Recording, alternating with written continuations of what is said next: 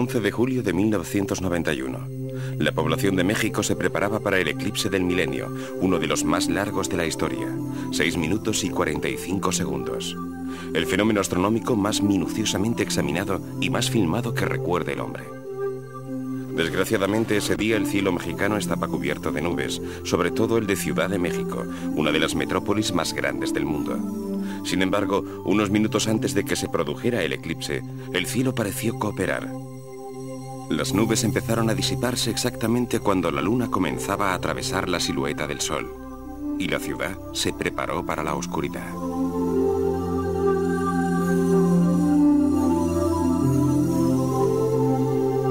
Poco después de la 1 de la tarde, 17 personas desconocidas entre ellas y en lugares distintos esperaban el acontecimiento con sus cámaras de vídeo en la mano. Muchos de ellos eran astrónomos aficionados o apasionados por la historia. Lo único que querían era registrar el eclipse total en la cinta de sus videocámaras.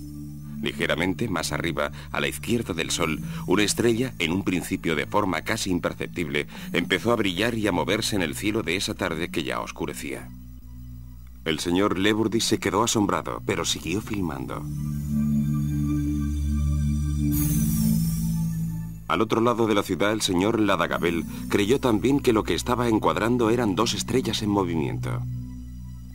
Cuando las nubes se disiparon, Laura Hernández percibió el brillo de un objeto y Miguel Ángel Torres, desde el centro de la ciudad, localizó en el cielo este objeto que parecía pulsar. El reloj de su cámara de vídeo marca las 13:22. La leyenda fallas de origen se refiere a un defecto de calidad original de las imágenes.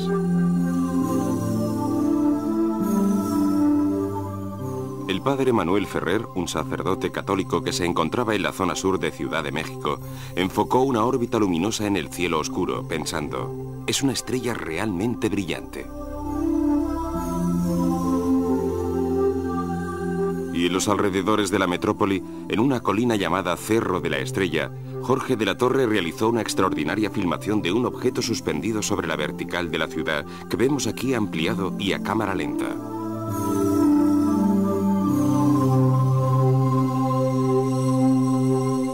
Antonio Flores grabó este fragmento que hemos sometido a detención de imagen. Son las 13:24. El sol está en pleno eclipse.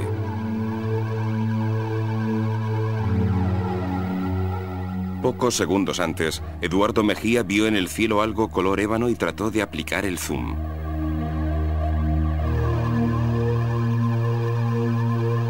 Son las 13:27.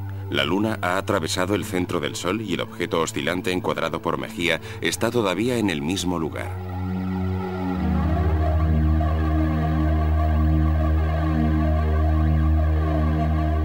Apostada en un tejado junto a unos amigos con una cámara de vídeo y un aparato de televisión, la familia Aguilar había convertido el acontecimiento en una fiesta. Observen que los relojes de la cámara de vídeo marcan las 13:04 al principio y las 13:25 al final. Esto indica que los ovnis se detuvieron en el cielo de una de las ciudades más grandes del mundo durante al menos 20 minutos.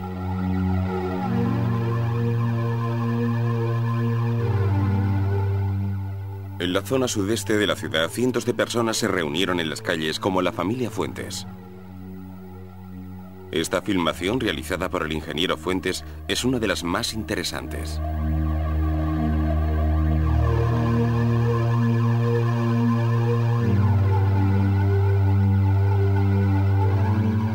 Es el primer hipersalto jamás grabado. Lo vemos de nuevo a cámara lenta. Y ahora en negativo. La cámara de Fuentes marca las 13:28.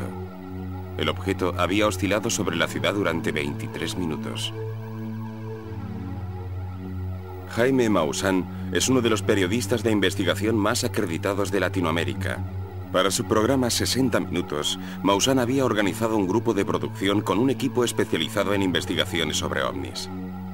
Ante todo, fue necesario controlar uno por uno los numerosos testimonios de los avistamientos del 11 de julio.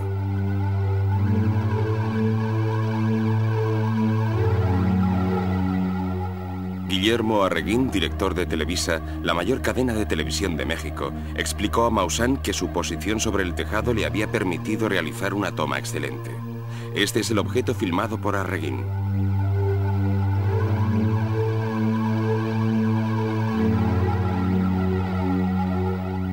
La ampliación de la imagen muestra claramente un disco metálico. La nave es circular, mientras que las dimensiones no pueden definirse al no disponer de un punto de referencia terrestre para la comparación. El objeto fluctúa lentamente y parece girar sobre su propio eje, una rotación que comprobaremos nuevamente más adelante.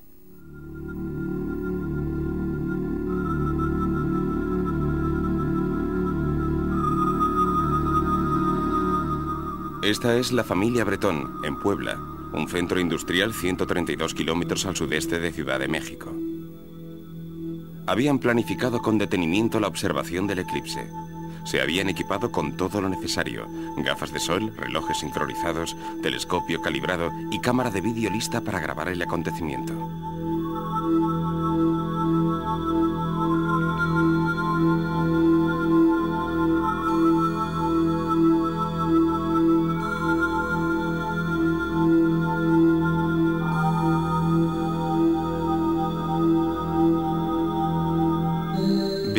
Observen al señor inclinado sobre el telescopio. Es el primero en darse cuenta de la extraordinaria presencia.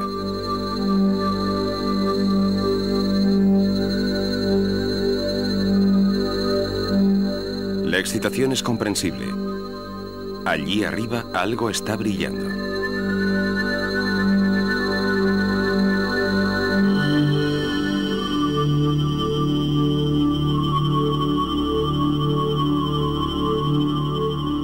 La familia Bretón grabó el objeto plateado a las 13:21.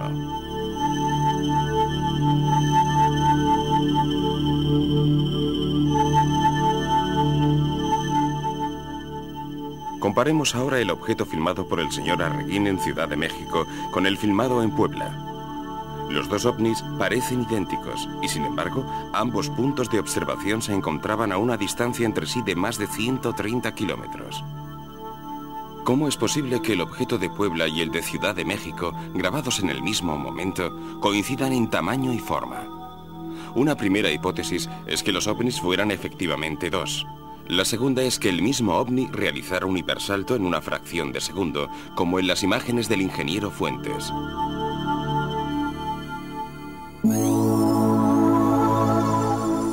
David Alamilla, un joven estudiante, creía que había grabado una gran estrella.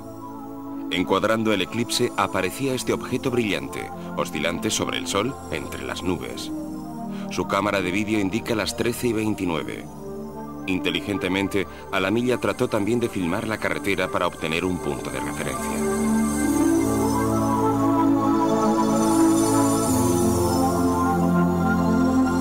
Repasemos la escena a cámara lenta.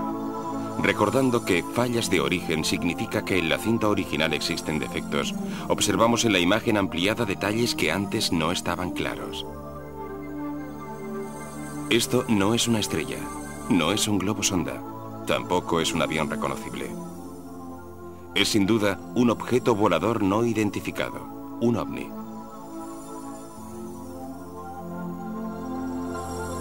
Ahora nos encontramos en la zona noroeste de Ciudad de México. De repente, por arriba aparece este objeto filmado con zoom por Laura Hernández.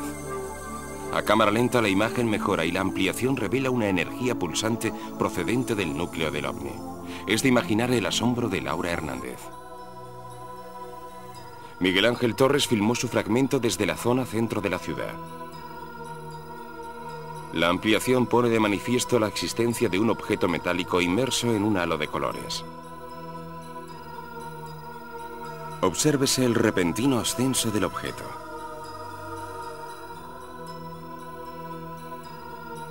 Y la detención de imagen muestra un efecto corona jamás visto antes. En los estudios de Televisa, 6 de los mejores vídeos registrados durante el histórico eclipse han sido analizados y comparados. Todos los ovnis tienen forma discoidal, estructura metálica y reflejan la luz del sol.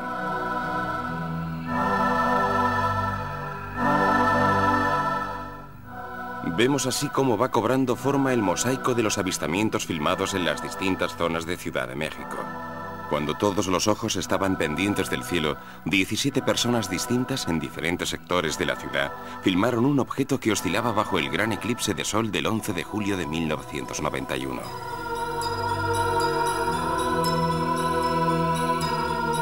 Ese día, quizá a propósito, quizá accidentalmente, unos intrusos sobrevolaban Ciudad de México. Las grabaciones de vídeo fueron numerosas, la mayor cantidad reunida nunca en una sola ocasión. Es lógico preguntarse si se trató de un solo ovni o de varios objetos observados y grabados durante aproximadamente 30 minutos en una región que se extiende de Puebla, donde se grabaron 3 vídeos, a Ciudad de México, donde las filmaciones fueron más de 100. Los mismos ovnis, la misma forma, el mismo comportamiento, con aceleraciones repentinas y desplazamientos sobre su propio eje. Y por último, el mismo momento. ¿Es posible estimar todo esto según un simple caso? Por ahora lo dudamos. En parte porque no nos hallamos en condiciones de definir de manera alguna el sistema de propulsión que permitiría a estas máquinas efectuar maniobras tan anómalas en términos dinámicos. A este respecto, consultamos a un técnico aeroespacial, David Froning. Estos 4 ovnis fueron filmados durante el eclipse del 11 de julio. Esto es sorprendente. Disponer de ejemplos independientes es excelente porque se pueden comparar los detalles y la estructura de los objetos. Como puede observarse, parece que exista una alteración sobre este lado del vehículo volador que podría indicar que el campo de energía generado por la nave está trastornando el espacio que la rodea. Un análisis posterior demuestra que, al igual que ocurre con los aviones convencionales, las hélices al girar influyen en la atmósfera, causando algo así como un remolino dirigido hacia el exterior. Además, hay una pulsación en la estructura y en la geometría del objeto, y una vez más, esto indica un movimiento cíclico que cabe esperar en el campo magnético de un sistema de propulsión. En efecto, se puede observar que existe una notable presencia de energía que caracteriza esta superficie. Aquí, el objeto es negro y a su alrededor no hay nada más. Esto es enormemente interesante. El fenómeno que aquí se ve debería ser indicativo de un eficaz sistema de propulsión. Por ejemplo, este movimiento se define técnicamente como un vórtice y se genera como consecuencia del movimiento del vehículo a través del campo de fuerza, es decir, en el momento en que atraviesa la atmósfera de la Tierra. Los diferentes colores indican las distintas intensidades de los campos que rodean la nave, mientras que la presión de la radiación actúa sobre distintas secciones de la nave. Estas son características típicas de los campos magnéticos. Cabe pensar que un ingenio electromagnético está causando en realidad la formación de impulsos de estos campos. Pues bien, yo me cuento entre los científicos que están tratando de desarrollar proyectos de naves espaciales avanzadas capaces de ofrecer este tipo de prestaciones. Pero he de admitir que, por ahora, nosotros no sabemos cómo crear sistemas eficaces de propulsión con campos magnéticos, aun estando convencidos de conocerlos bastante bien. Todo esto es muy interesante. Ya sabemos que alguien en el cosmos ha sido capaz de crear un sistema de propulsión con campos magnéticos para mover estos vehículos. Esperemos que en este planeta se consiga lo mismo. El 16 de septiembre, los mexicanos celebran su fiesta nacional de la independencia. Las celebraciones incluyen un desfile de tropas de infantería, de unidades mecanizadas y exhibiciones de la aviación. Vicente Sánchez, uno de los colaboradores de Jaime Maussan, filmó en un primer momento una escuadrilla de helicópteros. Luego, una de cazas en formación de combate. y luego vio un objeto justo por debajo de la formación de los 24 cazas. En ese momento empezó a seguirlo. Observen la ampliación del ovni. 5 de los aviones de combate rompieron la formación y emprendieron la persecución del vehículo volador desconocido. Pero el objeto aceleró, desapareciendo tras una capa de nubes en dirección nordeste, hacia la zona de los volcanes. Veamos de nuevo la escena. Tras las primeras noticias de televisión, cientos de comunicaciones de avistamientos de ovnis empezaron a llegar a la oficina de Jaime Maussan. Y aparte de estas comunicaciones, nuevas grabaciones. En este fragmento, un objeto no identificado parece hallarse en la misma ruta que un avión. El objeto debe realizar una brusca maniobra para no ser visto y para evitar una posible colisión en vuelo. Huachuca es una importante zona minera al norte de Ciudad de México. En diversas ocasiones, los mineros han observado evoluciones de ovnis en este área. La emisora de televisión local filmó uno de los avistamientos que mostramos aquí.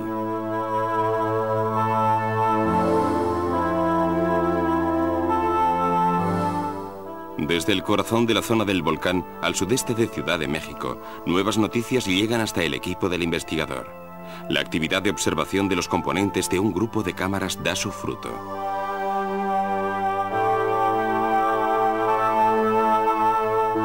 Y durante los meses de julio y agosto, la actividad ovni siguió siendo extremadamente intensa, en particular sobre una pequeña pirámide natural cuyo nombre significa «en el lugar del corazón de Dios», Teteoltec, donde se han tomado numerosas fotografías de objetos misteriosos. Pero la mayor actividad se registró en las cercanías de Popocatépetl, el volcán conocido como la Mujer Dormida. La fiebre de los ovnis estaba destinada a aumentar, tal y como demuestran estas formas realizadas en Ciudad de México por Vicente Sánchez, el ingeniero que había filmado el desfile del Día de la Independencia pocos días antes. La trayectoria en vuelo del objeto a muy escasa altitud es extremadamente lineal. La ampliación nos ayuda a encuadrarlo aún mejor, hasta que desaparece tras un cartel publicitario.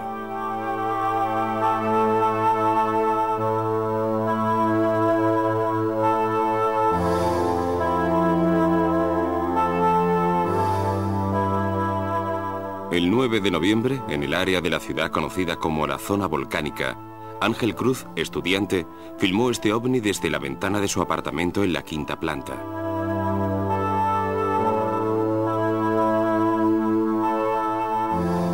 El vehículo desciende suavemente y gira en sentido antihorario hasta desaparecer detrás de un edificio.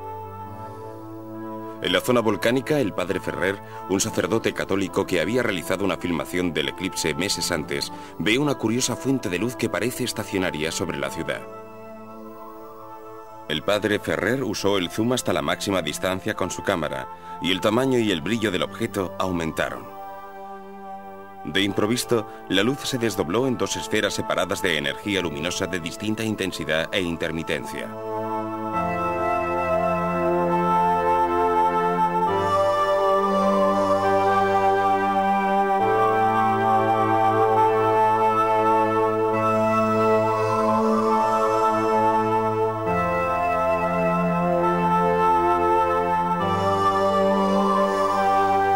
El extraordinario espectáculo duró casi 1 hora. El sacerdote siguió grabando hasta que se agotó la batería de la cámara de vídeo. Según su testimonio, al final las luces se convirtieron en 3, para luego unirse en un enorme objeto brillante que aceleró, desapareciendo en la noche.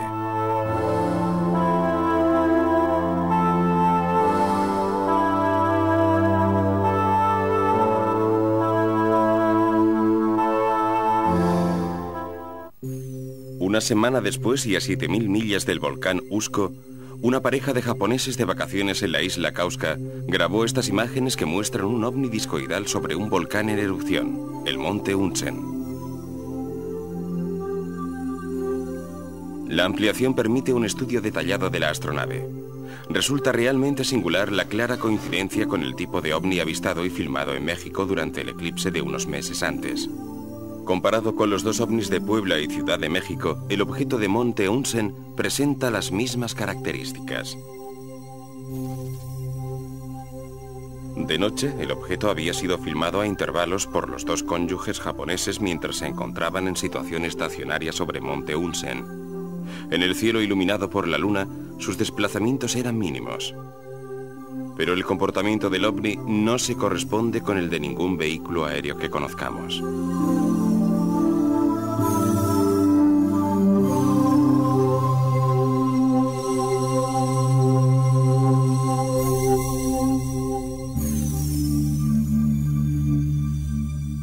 Por la mañana estaba todavía ahí, como puede verse en esta última toma.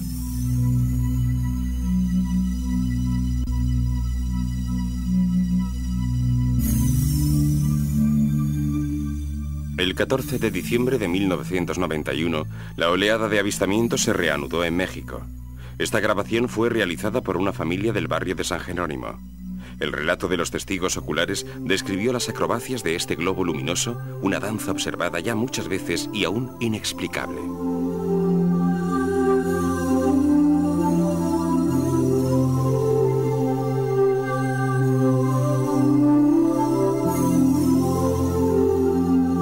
El 9 de enero, Vicente Sánchez filmó de nuevo un objeto en vuelo, lento y silencioso, sobre los edificios altos en la zona este de la ciudad. Y sobre la metrópoli, el pacífico asedio, si se nos permite llamarlo así, continuó.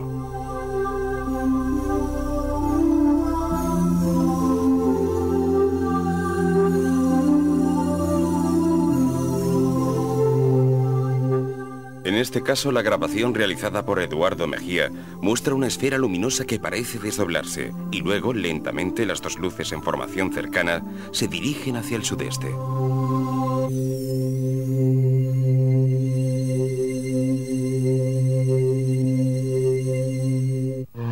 Era el 12 de enero y el señor Mejía captaba con su objetivo este objeto intruso de movimientos repentinos y anómalos que ahora vemos en una ampliación. En febrero, las naves volvieron a Metepec y Atlisco. El cámara profesional Guillermo Gémez, de Supercanal 3, estaba presente para filmar este impresionante fragmento. El ovni filmado en Atlisco se caracterizaba por tres luces dispuestas en triángulo, un triángulo ya familiar. En efecto, el mismo objeto había sobrevolado el cielo de Bélgica 2 años antes.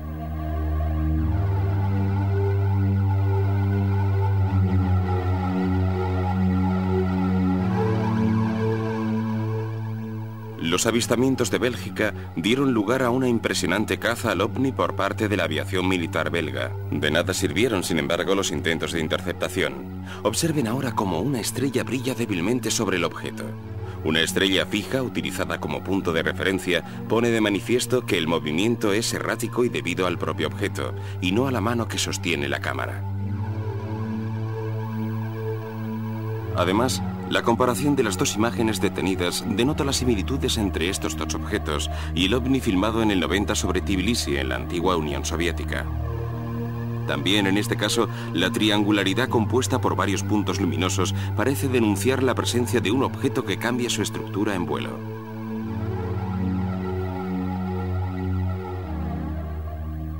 Pero ahora pasemos a una serie de instantáneas, procedentes también de la oleada sobre México. Aquí un objeto en forma de sombrero mexicano fue fotografiado desde el interior de un automóvil. Y esta foto, tomada en el estado de Hidalgo, parece una nueva versión de las naves pleyadianas fotografiadas por el contactista Edward Meyer en los años 70 en Suiza. Las similitudes son sorprendentes. Mientras tanto, sobre Ciudad de México los cielos estaban cada vez más concurridos. Un avión comercial se aproxima para aterrizar y un objeto no identificado le pasa peligrosamente cerca. Los fotogramas a cámara lenta ponen de manifiesto que por muy poco no se produjo la colisión.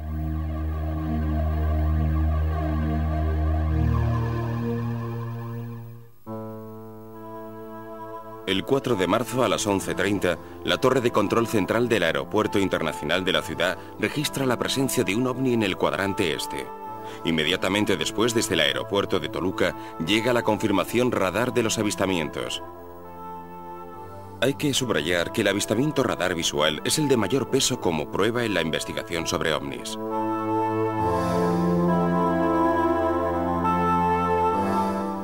Volvamos a la ciudad de Jalisco, donde el cámara de Supercanal 3, Guillermo Guémez, filmó este misterioso ovni. En nuestra opinión, el documento ovni más extraordinario de los procedentes de México. Observemos la luz a la izquierda de la pantalla, que se acerca a la otra esfera brillante a la derecha. Un acercamiento lento, hasta que las dos luces parecen fundirse.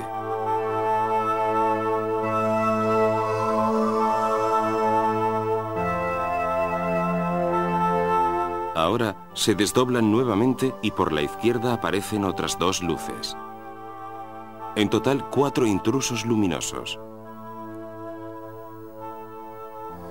Un espectáculo demostrativo quizá de las facultades técnicas que poseen. Por invitación de los autores de este reportaje, el 8 de mayo la prestigiosa Nippon TV envió a México un equipo de operadores con Junichi Yaoi a la cabeza. Durante los últimos 7 meses, Jalisco fue un hervidero de actividad ovni. Y Jaime Maussan había preparado 3 importantes entrevistas, empezando por el alcalde Chávez, el primer representante oficial del gobierno que ha debatido públicamente sobre el tema de los ovnis. El alcalde Chávez dice que la actividad ovni sobre Jalisco se está convirtiendo en una cuestión internacional. Prueba de ello es que en una conferencia para un tratado bilateral entre Estados Unidos y México, los representantes estadounidenses afirmaron que conocían lo que estaba sucediendo en Jalisco. La comisión de encuesta Nippon estadounidense se trasladó así a las oficinas de policía para entrevistar al comandante regional de Puebla, Miguel Larios Cruz. El comandante Cruz conocía su llegada y sabía que le solicitarían una entrevista. Obtuvo la autorización de la dirección operativa para responder, refiriendo los hechos de los que tenía conocimiento, sin restricción alguna. Un alentador cambio. No hay ocultación ni obstruccionismo. Al comienzo de los avistamientos de ovnis, su oficina fue informada de que se habían visto objetos cerca de El Paso, entre los volcanes. Pensando que se trataba de un avión con una carga de droga, se organizó una investigación. Se utilizó una cámara de fotos para identificar las siglas de reconocimiento del avión con objeto de poder efectuar la detención. La búsqueda tuvo éxito.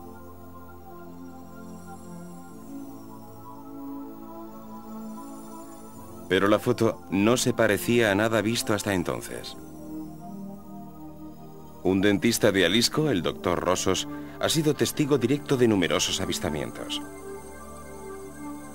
El Dr. Rossos grabó estas imágenes en las proximidades de la montaña pirámide Teotihuacán, un lugar considerado mágico por los habitantes de la zona. Es una filmación nítida y de buena calidad. Estamos percibiendo una luz. Ahí vemos que se regresa sobre la ciudad al norte. También en este caso, la ampliación permite reconocer detalles que de lo contrario resultarían imperceptibles. Podemos ver. El Códice de Dresde, uno de los documentos que se remonta a la tradición maya, refiere que el eclipse solar total del 11 de julio de 1991 anunciaría acontecimientos fundamentales para la vida del hombre, grandes cambios sobre la Tierra y la conquista de una conciencia cósmica a través del encuentro con los maestros de las estrellas. El eclipse de sol señalaría el nacimiento de una nueva era y signos prodigiosos llegarían del cielo. Los eclipses han jugado un papel extraordinario en la historia de Mesoamérica. Representaban en efecto claras señales del inicio o del final de una era. Al desaparecer el sol, engullido por la sombra de la luna, nacía una nueva época. Los mayas tenían un profundo conocimiento de los ciclos terrestres, determinados gracias a antiguos textos, como el Códice de Dresde, considerado un calendario de acontecimientos a partir del año 3114 a.C.